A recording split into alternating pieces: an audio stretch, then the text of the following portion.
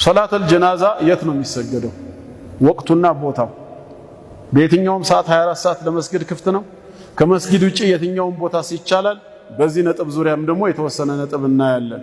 ዘመኑ ሶላቲ ዐለል ጂናዘቲ ወመካኑሃ፣ ለሶላቱል ጂናዛ የተወሰነ ጊዜና ቦታ አለው ወይስ የለውም? ካልሆነ ምንድነው ነው? አልፈርዑል አወል አልአውቃቱ ለቲ ላ ዩሰላ ፊሃ ዐለል ጂናዘቲ፣ በጂናዛ ላይ የማይሰገድባቸው ወቅቶች አሉ ወይ? አልመስአለቱል ኡላ ሁክሙ ሶላቲ ዐለል ጂናዘቲ በዕደል ፈጅሪ ወልዐስር፣ ከፈጅርና ከዐስር በኋላ ለምሳሌ ሶላተል ጂናዛ ላይ ይሰገዳል ወይስ አይሰገድም? መልስ ተጁዙ ሶላቱል ጂናዘቲ በዕደል ፈጅሪ ወበዕደል ዐስር፣ ከፈጅርም ከዐስርም በኋላ ይሰገዳል። አደሊሉ ሚነል ኢጅማዕ፣ አንደኛ ማስረጃ የእስላም ሊቃውንቶች ስምምነት ነው።